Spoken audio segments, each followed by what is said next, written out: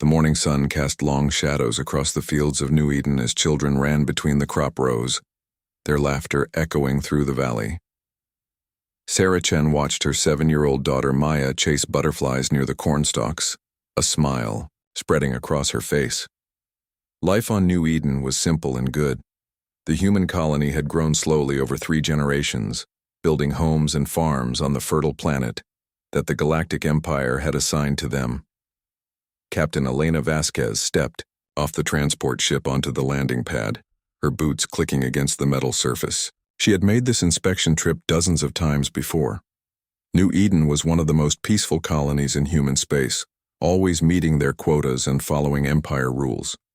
The colonists grew food that fed 3 nearby star systems, and their children played in schools that taught both human history and galactic citizenship.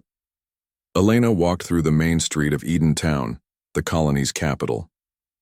The buildings were simple but well built, with gardens full of earth flowers that somehow thrived in the alien soil. She waved at Mrs. Patterson, who was hanging laundry while her twin boys played with toy spaceships in the yard. The old woman smiled and called out a greeting. "Good morning, Captain. Here for the usual check?" "Yes, ma'am, just making sure everything is running smoothly." Elena had been making these visits for 5 years. She knew most of the families by name. The colony had started with 10,000 adults and had grown to nearly 1 million people. Most of the growth came from children. Lots of children. The colonists loved their big families, and the wide open spaces of New Eden gave them room to grow. At the governor's office, Elena met with Governor Zektar, the Empire's local representative. Zektar was a tall, thin alien with blue skin and 4 arms. He had run New Eden's Imperial affairs for 15 years and had always been fair to the humans. But today, something felt different. "Captain Vasquez," Zektar said, his voice more formal than usual. "I trust your journey was pleasant." "It was fine, Governor. How are things here?" Zektar's large black eyes seemed to avoid looking directly at her. "Things are changing. The Empire has new concerns about human colonies. New policies are being implemented," Elena frowned. "What kind of policies?" "Population control measures. We need detailed records of all children under 18. Names, ages, genetic markers, family histories. Everything must be documented." "That's unusual. Why the sudden interest in children?" "Imperial security has concerns. Recent studies suggest human children may pose future risks to galactic stability. We must monitor them more closely." Elena felt a cold knot form in her stomach. In her 15 years with the Earth Defense Corps, she had learned to trust her instincts. Something was very wrong here. "I'll need to see these new directives," she said. Zektar handed her a datapad with official Imperial seals. The documents looked real, but the language was strange. Words like genetic aggression potential and preemptive population management filled the pages. Elena had never seen anything like it. When did these orders arrive? 3 days ago. "We have already begun the census. The schools are cooperating fully." Elena left the governor's office with more questions than answers. She walked to the primary school where she found teachers asking children detailed questions about their families and recording their answers on official forms. The children thought it was a game, laughing as they told the teachers about their parents' jobs and their grandparents' stories. Miss Rodriguez, the head teacher, pulled Elena aside. "Captain, is everything okay? These questions seem very personal. Some parents are starting to worry." "I'm looking into it," Elena said. "Just keep doing what you're told for now." That evening, Elena tried to contact Earth Command through the colony's communication array. The signal wouldn't go through. She tried different frequencies and emergency channels. Nothing worked. New Eden had been cut off from the rest of human space. She walked through the town as families gathered for dinner.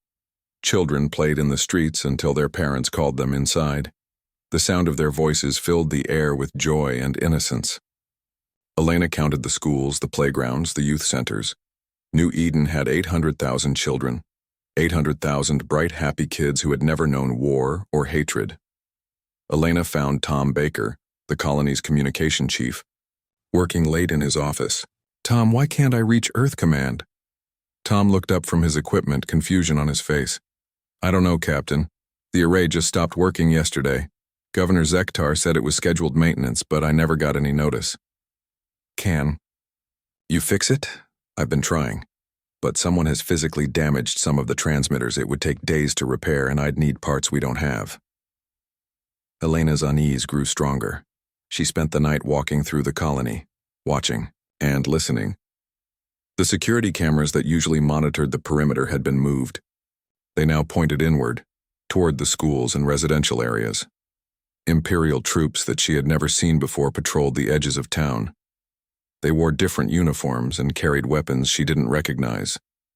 The next morning brought no answers, only more questions. Elena watched as Imperial officials visited every school, every daycare center, every place where children gathered. They were making lists and taking pictures. Some of the younger children cried when the strange aliens pointed devices at them, but their teachers told them to be brave. Elena tried to approach some of the new Imperial troops, but they wouldn't speak to her. They just stared with cold, professional eyes and turned away. These weren't the usual peacekeeping forces. These were soldiers preparing for something. By the afternoon, Elena had seen enough. She gathered her gear and prepared to leave the colony, planning to report her concerns to Earth Command from the nearest relay station. But as she reached the landing pad where her ship waited, she found it surrounded by Imperial guards. Captain Vasquez. Came a voice behind her. She turned to see Zektar approaching with a squad of heavily armed soldiers. Governor, I was just leaving to file my report. I'm afraid that won't be possible. New Eden is under temporary Imperial protection. No ships may leave until further notice. On whose authority? Direct orders from the Imperial High Command. For the safety of all citizens, the colony is now under martial law. Elena looked around at the soldiers, at their weapons, at the way they positioned themselves between her and her ship. She was trapped. Whatever was coming, she was going to be here for it. That night, Elena hid in the old storage warehouse near the edge of town. Through the windows, she could see Imperial ships arriving in the sky. Dozens of them. Transport ships and warships landing in the fields around New Eden. Soldiers marched out in perfect formation, carrying equipment she had never seen before. The children of New Eden slept peacefully in their beds, unaware that tomorrow would bring something their parents could never imagine. In the distance, Elena could hear the sound of machinery being assembled. Whatever the Empire was planning, they were preparing for it with military precision.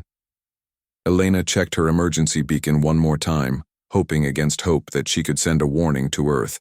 But the signal remained blocked. New Eden was alone, cut off from the rest of humanity, with 800,000 children sleeping under the protection of parents who trusted the Empire to keep them safe. As the alien ships continued to land throughout the night, Elena made a promise to herself. Whatever happened tomorrow, she would find a way to tell the galaxy the truth. She would make sure that someone, somewhere, would know what happened to the children of New Eden. The alarm bells started ringing at dawn. Elena woke from her hiding place in the warehouse to the sound of Imperial ships flying low over the colony.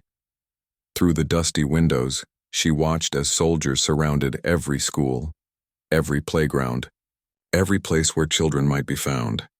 Sarah Chen was making breakfast when the soldiers came to her door. Maya was still in her pajamas, eating cereal and drawing pictures of the butterflies she had seen yesterday. The knock was loud and sharp, demanding immediate attention. Open up, Imperial security. Sarah's hands shook as she unlocked the door. 3 soldiers in black armor stood outside, their faces hidden behind dark visors. Behind them, she could see more soldiers going to every house on her street. Ma'am, by order of Imperial Command, all children under 18 must come with us. Immediately. What? Why? What's happening? New security protocols, please gather the child quickly. Maya looked up from her drawing, confusion in her young eyes. Mommy, who are they? Sarah knelt down beside her daughter, trying to keep her voice calm. I don't know, sweetheart, but we need to do what they say. Across New Eden, the same scene played out in 800,000 homes. Parents asked questions that received no answers. Children cried as strange soldiers took them from their families. The adults were told to stay in their homes and wait. for further instructions. Elena watched from her hiding place as transport vehicles moved through the streets, collecting children from every neighborhood. The vehicles were large and armored, designed to carry many passengers. She counted them as they passed, her heart sinking with each one. There were too many. Far too many for a simple relocation. At Eden Elementary School, Miss Rodriguez tried to comfort her students as Imperial soldiers lined them up in the playground. The children held hands and stayed close to their teachers, scared but trusting that the adults would keep them safe. "Where are we going?" asked Tommy, a 6-year-old, with freckles and a gap-toothed smile. "I don't know, honey," Miss Rodriguez said, fighting back tears. "But we'll all stay together." The soldiers didn't speak. They just pointed their weapons and herded the children toward the waiting transports. Some of the older kids tried to run, back to their teachers, but the soldiers blocked their way. The sound of crying filled the air as 800,000 children were loaded into vehicles like cargo. Governor Zektar stood in the town square, reading from an official document, as parents gathered around him. His forearms gestured formally as he spoke, but his voice carried no emotion. "Citizens of New Eden, the Empire has determined that human children pose a significant genetic risk to galactic peace. Recent xenobiological studies have identified aggressive markers in human DNA that become active during childhood development. For the safety of all species, these children must be processed according to Imperial Health Code 77 Alpha." Tom Baker pushed through the crowd, his face red with anger. "What does that mean? Where are you taking our kids?" "The children will be processed humanely according to Imperial law. This action is necessary to prevent future conflicts and maintain galactic stability." Sarah Chen ran toward the transport carrying Maya, but soldiers blocked her path. Through the transparent aluminum windows, she could see her daughter's face pressed against the glass, tears streaming down her cheeks. Maya was calling for her mommy, but the sound was muted by the thick walls of the transport. "Please," Sarah begged the soldiers. "She's just a little girl. She's never hurt anyone." The soldiers didn't respond. They simply pushed her back as the transport lifted off, carrying Maya and 50 other children toward the processing center that had been built overnight in the fields outside town. Elena crept closer to the processing center, using the cover of the storage buildings to get within sight of the facility. What she saw made her blood freeze. The processing center was nothing more than a series of large chambers surrounded by energy barriers. As she watched, the first transport arrived and children were herded into the chambers. The killing began without ceremony or explanation. Energy weapons fired in coordinated volleys, and the children fell where they stood. There were no speeches, no justifications, no last words, just efficient, systematic murder. The soldiers worked with mechanical precision, moving from chamber to chamber as transport after transport arrived. Elena fell to her knees, unable to process what she was seeing. These weren't enemy soldiers or dangerous criminals being executed. These were children. Babies, toddlers, teenagers, all dying for the crime of being human and young. Maya Chen was in the 4th transport. She held hands with Tommy from her class as they were led into Chamber 7. She was still asking for her mommy when the energy weapons fired. By noon, it was over. 800,000 children lay dead in the processing chambers. The soldiers began loading the bodies into mass graves they had prepared in advance. Everything had been planned, calculated, organized with Imperial efficiency. The parents of New Eden stood in the town square, numbering close to 200,000. They stared at the smoking remains of the processing center in the distance, understanding slowly dawning on their faces. Some screamed, some fell to the ground. Many just stood in silent shock, unable to believe what had happened. Governor Zektar activated the colony's communication array and began broadcasting to nearby systems. The signal reached Imperial worlds throughout the sector, carrying video footage of the massacre. "Citizens of the Empire," Zektar announced, "today you have witnessed necessary action taken to protect galactic peace. The human genetic threat has been neutralized on New Eden. This serves as a warning to all systems hosting human populations. Compliance with new genetic monitoring protocols is mandatory." The broadcast showed the bodies being buried, the grieving parents, the empty schools and playgrounds. It was meant to be a demonstration of Imperial power and resolve. The message was clear. This could happen anywhere, to any human colony that failed to comply with Imperial demands. Elena managed to access a hidden data recorder in the communication facility. She copied everything: the orders, the broadcasts, the videos, the official justifications. Her hands shook as she worked, tears blurring her vision. Every file she downloaded was another piece of evidence that the Empire had planned and executed the murder of 800,000 innocent children. As night fell over New Eden, the colony that had once echoed with children's laughter was silent. The playground stood empty, the schools were dark. Parents sat in their homes, staring at empty bedrooms and broken toys, trying to understand how their peaceful world had become a graveyard. Elena prepared to leave the colony, carrying the proof of what had happened. She had to reach Earth. She had to tell humanity what the Empire had done to their children. The data cores in her pack contained evidence of the greatest atrocity in human history, and she was the only one who could deliver the message. The Empire had made a calculation. They believed that killing 800,000 children would serve as a warning that would keep humanity in line. They thought parents would be too broken, too afraid, too shocked to fight back. They had no idea how wrong they were. As Elena's ship lifted off from New Eden under cover of darkness, she looked down at the colony where she had once watched children play in fields of corn. Now those fields were filled with graves. The Empire had killed 800,000 children to send a message. Humanity was about to send one back. Elena's ship raced through hyperspace toward Earth, her cargo hold filled with the most damning evidence in galactic history. The data cores contained everything: the execution orders, the videos of children being murdered, the Empire's broadcast, celebrating the massacre. Each file was another nail in the Empire's coffin, though they didn't know it yet. The journey to Earth took 3 days.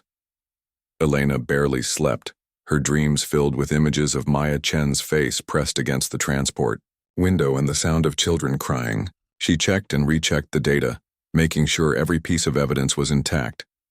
The galaxy needed to see what the Empire had done. Earth was celebrating when Elena arrived. The Sol system was decorated with lights and fireworks marking the 400th anniversary of humanity's membership in the Galactic Empire. Space stations hosted parties, and ships fired ceremonial displays. Humanity was proud of its place in the galactic community, grateful for 4 centuries of peace and prosperity. Elena's emergency beacon cut through the celebration like a knife. Within hours, she was standing before the Earth Defense Council, the most powerful humans in the galaxy. Admiral Marcus Stone, Director Chen of Colonial Affairs, and 12 other leaders sat around a circular table in the underground command center beneath Geneva. "Show us," Admiral Stone said simply. Elena activated the holographic display. The first image showed children playing in the fields of New Eden just days before. Laughter echoed through the chamber as Maya Chen chased butterflies through the corn. The council members smiled at the peaceful scene. Then the image changed. Imperial soldiers surrounded schools. Children were loaded into transports. Parents screamed as their babies were taken away. The processing center appeared on screen, its energy barriers glowing in the morning light. The execution began. Director Chen covered her mouth with her hands. Admiral Stone's face turned to stone. Other council members stood up, unable to sit, while watching children die. The chamber filled with the sound of energy weapons and children's final screams. 800,000 children died in front of their eyes in less than 10 minutes of compressed footage. When the video ended, the chamber was silent except for the sound of crying. These were the most powerful humans alive, leaders who had seen war and death and political cruelty. But nothing had prepared them for this. "How many?" whispered Admiral Stone. 800,000, sir. All under 18. Some were just babies. Director, Chen stood up slowly, her face pale. They killed 800,000 children for what? Elena played Governor Zektar's broadcast. The Empire's justification echoed through the chamber.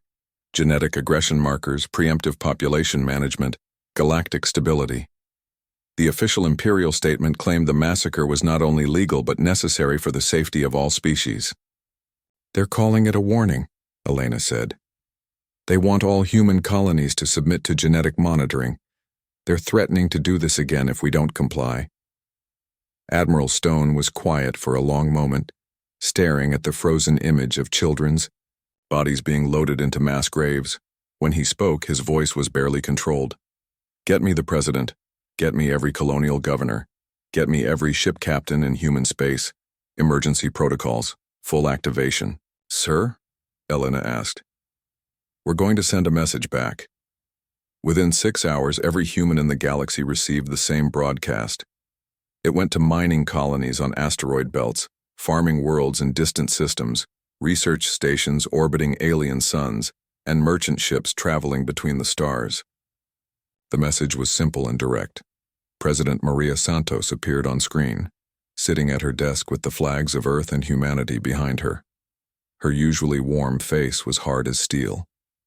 My fellow humans, 6 days ago, the Galactic Empire murdered 800,000 of our children on the colony of New Eden. They were killed for being human and young. The Empire calls this a warning. They demand we submit to genetic monitoring of all our children, threatening more massacres if we refuse. The video switched to footage from New Eden. Parents across the galaxy watched their children being murdered in the name of galactic peace. The images were unedited and unfiltered. Every death was shown. Every scream was heard. The Empire has made a mistake, President Santos continued. They believe that killing our children will make us afraid. They think we will submit to their demands rather than risk more massacres. They are wrong. The president stood up, her voice growing stronger. For 400 years, humanity has chosen peace. We have limited our military, restricted our technology, and followed imperial law. We did this not because we were weak, but because we believed in a better way. The Empire has shown us that our trust was misplaced. The broadcast switched to show military installations across human space. Shipyards that had been building cargo vessels were already retooling for war. Production. Research facilities were activating projects that had been theoretical for decades. Training centers were recalling veterans who had served in conflicts the Empire never knew existed. Today, humanity lifts all voluntary restrictions on our military and industrial capacity. Today, we remember who we really are. President Santos returned to the screen, her eyes burning with quiet fury. This message goes out to every species in the galaxy. The Empire killed our children. 800,000 innocents died for the crime of being human. This was their warning to us. Now we have a warning for them. The president leaned forward, speaking directly into the camera. Flee now. The broadcast ended with images of Earth's orbital shipyards beginning construction of vessels unlike anything the galaxy had seen. Massive industrial complexes activated automated production lines. Military academies recalled instructors who had been teaching history instead of warfare. The Empire's response came within hours. Imperial Chancellor Vextar appeared on galactic networks, his scaled face showing annoyance rather than concern. The human emotional response to necessary security measures is predictable, but irrelevant. The Empire has acted within established legal frameworks to address a genetic threat. Humanity's theatrical displays of anger will not change Imperial policy. The Chancellor's message continued with demands for immediate compliance with genetic monitoring protocols. He threatened economic sanctions, military intervention, and additional security measures if humanity continued to resist. Human children throughout the galaxy will be monitored and processed as necessary, the Chancellor stated. The genetic aggression threat will not be allowed to develop unchecked. Compliance is not optional. On Earth, the war machine that humanity had kept hidden for 4 centuries began to emerge. Veterans who had fought in conflicts between human factions came out of retirement. Scientists who had been researching theoretical weapons began building real ones. Engineers who had designed peaceful technology started working on projects that could reshape the galaxy. Admiral Stone stood in the Strategic Command Center, watching as status reports flowed in from across human space. Production numbers that the Empire thought impossible were being achieved in days. Military technologies that didn't officially exist were being deployed to ships throughout the fleet. "Sir," reported Colonel Martinez, We're receiving compliance demands from 17 Imperial systems. They want us to begin genetic monitoring immediately. What's our response? The same as yesterday, sir. Flee now. The Empire had 400 years to learn about humanity. They knew about human farmers, human teachers, human artists, and human merchants. They thought they understood human nature, emotional, peaceful, easily controlled through fear. They had never met the humans who had fought the resource wars, the colony rebellions, or the AI uprising. Those humans had been sleeping, kept in check by humanity's choice to live in peace. The Empire had just woken them up. Elena stood on the observation deck of Earth's primary military station, watching as ships launched toward Imperial space. Each vessel carried weapons that the Empire couldn't defend against and tactics they couldn't predict. The first wave alone would be larger than any fleet the galaxy had ever seen. She thought about Maya Chen and her butterfly drawings. About Tommy with his gap-toothed smile. About 800,000 children who would never grow up because the Empire thought their genetics made them dangerous. The Empire was about to learn what dangerous really meant. In the distance, Earth's defense grid powered up systems that had been dormant for centuries. Warning beacons broadcast across the galaxy, giving every Imperial ship and station the same message that humanity had been sending for days. Flee now. Most of them didn't listen. The first Imperial patrol ship to encounter humanity's true fleet vanished without sending a distress signal. The second patrol managed to transmit exactly 4 words before its destruction. Impossible human weapon systems. Admiral Stone reviewed the combat reports in his command center deep beneath Earth's surface. The walls displayed tactical information from across the galaxy as humanity's hidden military capacity revealed itself for the first time in 4 centuries. Status report, Stone commanded. Colonel Martinez consulted her datapad. First wave has engaged Imperial forces in 17 systems. No human casualties reported. Imperial losses are total in all encounters. Resistance? None that matters, sir. They're not equipped to fight us. The Empire had made a fundamental miscalculation. For 400 years, they had seen humanity's merchant vessels, exploration ships, and colony transports.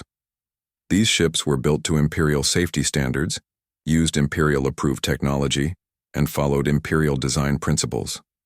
The Empire thought this was the extent of human engineering capability. They were wrong. In the Kepler system, Captain Sarah Torres commanded the destroyer New Eden's Vengeance. Her ship had been disguised as a grain transport for 15 years, carrying food between human colonies. The Empire knew it as the peaceful merchant vessel, Golden Harvest. The Golden Harvest had always been armed with weapons that could sterilize planets. Imperial cruiser approaching, Captain, reported her tactical officer. They're demanding we submit for genetic inspection. Response? Torres asked. The usual, ma'am. Flee now. The Imperial cruiser, Righteous Authority, had been patrolling human space for 20 years. Captain Zekmol had inspected hundreds of human ships and found them harmless. When the grain transport failed to comply with inspection demands, he ordered his gunners to disable its engines. The Golden Harvest fired back. The Imperial cruiser ceased to exist in 0.3 seconds. The weapon that destroyed it had been theoretical until yesterday. Now it was mounted on 6,000 human ships that the Empire thought were civilian transports. Similar encounters happened across the galaxy. Human mining ships revealed themselves as mobile weapons platforms. Human research vessels deployed technology that shouldn't have existed. Human colony ships carried enough firepower to conquer star systems. The Empire's intelligence services frantically tried to understand what was happening. Reports flooded in from across Imperial space. Human ships with impossible speed, weapons that ignored shields, defenses that couldn't be penetrated. Every encounter ended the same way. Total Imperial destruction. No human losses. In the Vega system, Imperial Admiral Cockstar commanded the 7th Fleet, the Empire's most powerful military force. 53 ships of the line, including the super dreadnought Universal Peace. When human forces appeared in his system, Admiral Cockstar was confident his fleet could handle any threat. The human fleet that emerged from hyperspace consisted of 12 ships. Admiral Cockstar outnumbered them 4-1. He ordered an immediate attack. The battle lasted 7 minutes. When it ended, Admiral Cockstar's flagship was floating dead in space, its crew evacuated to escape pods. The other 52 ships of the 7th Fleet had been systematically dismantled by weapons that cut through Imperial armor like paper. The human commander, Admiral Chen Wei, transmitted a message to the survivors. "You have been defeated but not destroyed. Return to the Empire and tell them what you saw. This is for the children of New Eden." The escape pods were allowed to leave unmolested. Within hours, the story of the 7th Fleet's destruction spread throughout Imperial space. The Empire's most powerful military force had been crushed by 12 human ships in less time than it took to eat breakfast. On Earth, humanity's true industrial capacity came online for the first time since the resource wars. Automated factories that had been producing consumer goods switched to military production. Orbital platforms revealed hidden manufacturing bays. Asteroid mining operations began producing materials for weapons instead of tools. The Titan shipyards had been building colony ships for 3 centuries.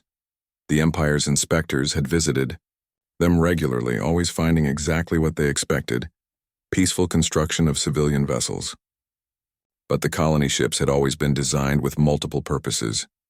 Engineer Maria Santos stood in the main construction bay, watching as colony ship hull number 4847 was retrofitted with its true systems. External hull plates slid away to reveal weapon ports. Cargo bays opened to show fighter launch tubes.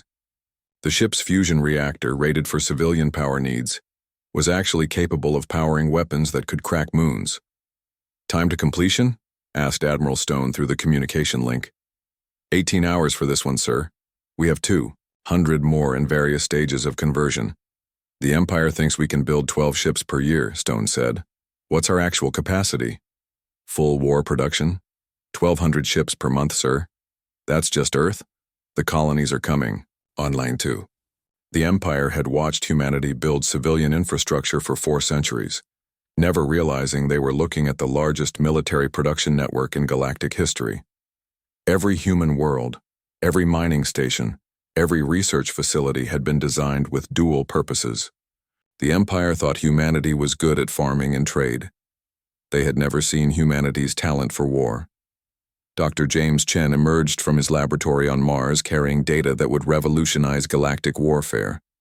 For 40 years, he had been researching agricultural optimization techniques under Empire oversight. His work on crop genetics had received Imperial approval and funding. The real research had been on weapons that could rewrite matter at the atomic level. "Field test results?" asked General Morrison. "Complete success. We can now disable any Imperial technology by transmitting the proper frequencies.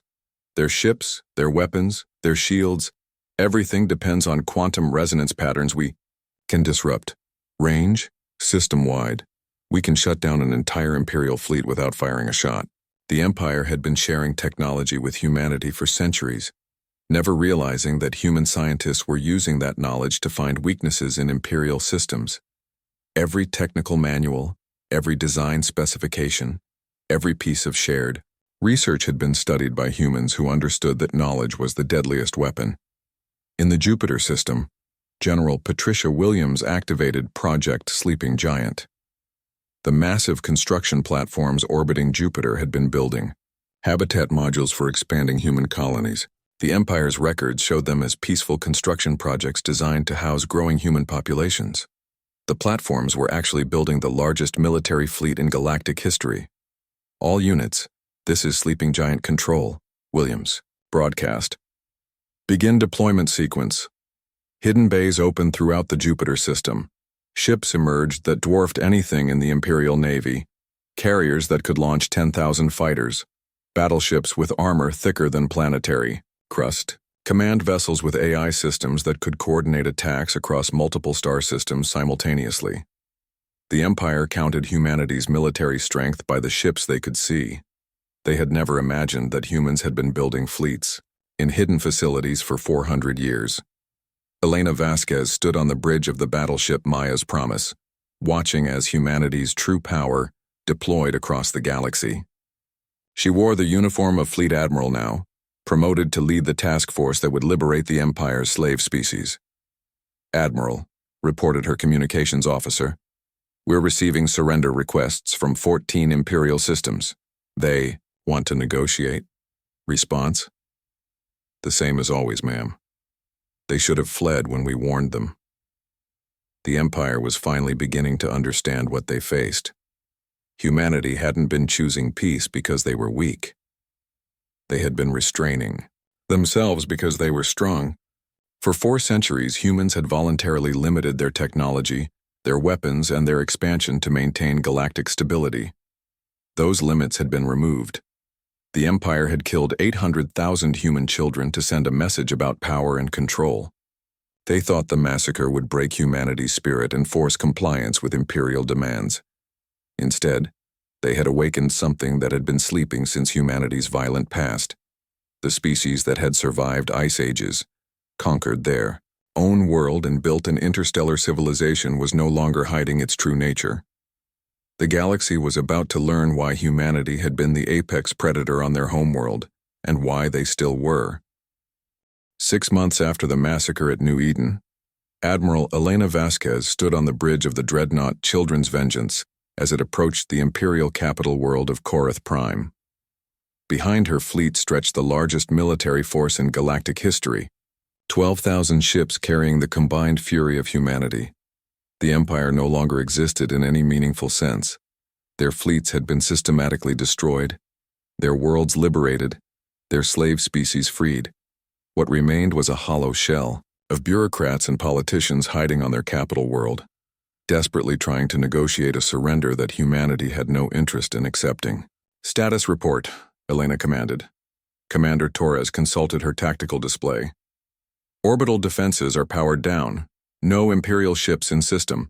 We're detecting massive civilian evacuations to the outer moons." "Any communication from the surface?" "Constant. Surrender offers, Admiral. They're begging for mercy and offering complete submission to human authority." Elena stared at the blue-green world below, thinking of Maya Chen and 800,000 other children who would never see another sunrise. The Empire wanted mercy now. They had shown none to human children. Open a channel to the surface. The main screen flickered to life, showing the Imperial throne chamber where Chancellor Vextar cowered behind his ornate desk. The proud alien, leader who had dismissed human anger 6 months ago, now looked broken and desperate. "Admiral Vasquez," Vextar said, his voice shaking. "The Empire formally surrenders unconditionally. We will accept any terms, pay any reparations, submit to any authority you establish. Please, we beg for mercy." Elena let the silence stretch for long seconds before responding. "You killed 800,000 children. You called it necessary. You told us to be grateful for your wisdom. It was a mistake, a terrible error in judgment. We didn't understand." "You understood perfectly," Elena interrupted. "You chose to murder children to maintain your power. You thought we would be too afraid to fight back." Behind Vexatar, the Yadair massive throne room filled with Imperial officials, military leaders, and bureaucrats who had once ruled 1,000 star systems.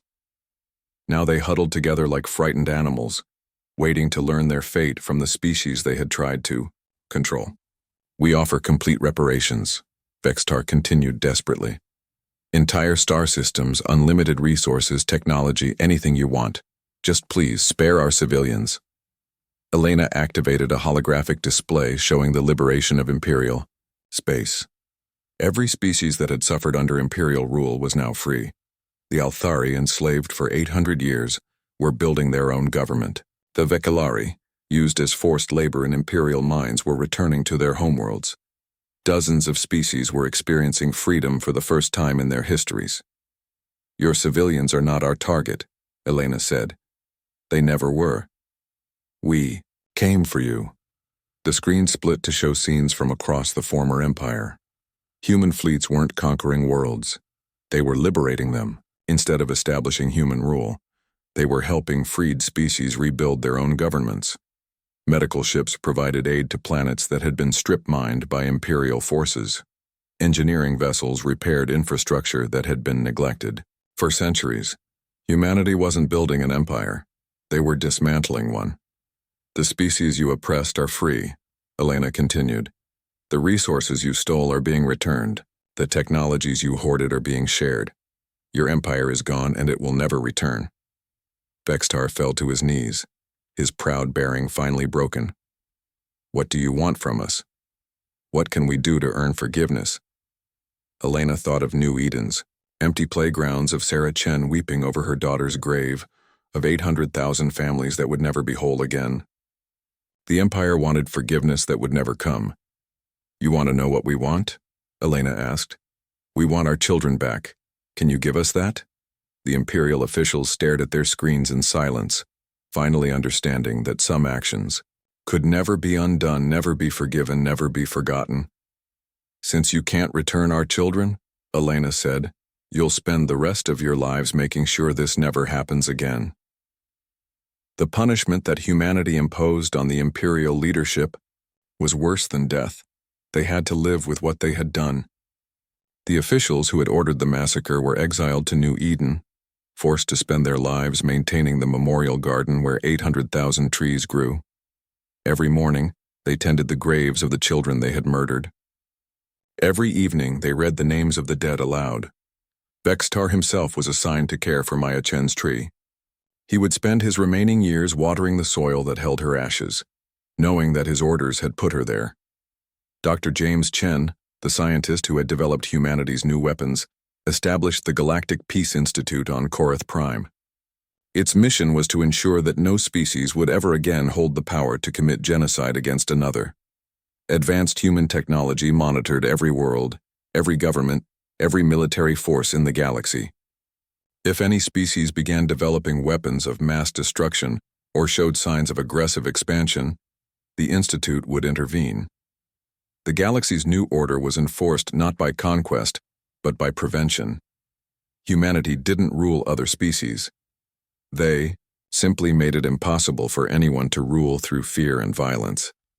Elena walked through the memorial garden on New Eden, where 800,000 trees swayed in the evening breeze. Each tree bore a plaque with a child's name and a small, holographic display showing their picture. Maya Chen's tree had grown tall and strong, its branches reaching toward the stars where human ships now patrolled to keep other children safe. Sarah Chen knelt beside her daughter's grave, placing fresh flowers among the roots. She did this every day, and she would continue until her own death. The grief would never leave, but it had transformed into something else. Determination that no parent would ever feel this pain again. She would have been 9 today, Sarah said as Elena approached. I know. I remember her birthday party last year. Do you think we did the right thing? The Empire is gone, but so many people died in the war. Elena looked out across the garden, where former Imperial officials worked silently among the trees. They were not prisoners in any traditional sense. They were free to leave at any time. But none had. The weight of their guilt kept them here, caring for the children they had killed. Every person who died in the war was killed by Imperial forces, Elena said. We gave them warnings. We offered them chances to surrender. They chose to fight rather than face justice for what they did. And now the galaxy is free. Every species can grow without fear of being enslaved or murdered. Children on 1,000 worlds will sleep safely because ours cannot. The memorial garden stretched to the horizon, a forest of life growing from the ashes of innocence. Each tree was a promise that humanity had made to the galaxy. Never again would children die for the convenience of their oppressors. In the years that followed, the galaxy would remember the day 800,000 human children were murdered. It would be taught in schools across 1,000 worlds as the moment when the galaxy learned that some lines should never be crossed. Species would tell stories of the Empire that thought it could control humanity through fear, and of the price they paid for their mistake. The children of New Eden would never grow up, never fall in love, never have children of their own. But their deaths had freed the galaxy from the Empire's tyranny and ensured that no other children would suffer the same fate. Elena stood among the memorial trees as the sun set over New Eden, listening to the wind whisper through leaves that grew from soil enriched by young blood. The Empire had wanted to send a message about power and control. They had succeeded. Every species in the galaxy now understood that humanity's peace was a choice, not a weakness. They knew that sleeping giants should not be awakened, that children were not acceptable targets, and that some crimes would never be forgiven. The trees swayed in the evening breeze, their branches reaching toward stars that shone with the light of freedom. In the distance, human ships patrolled the void, keeping watch over a galaxy where children could play without fear. The Empire had killed 800,000 children to maintain their power. Humanity had destroyed an empire to honor their memory. The galaxy would never forget either lesson.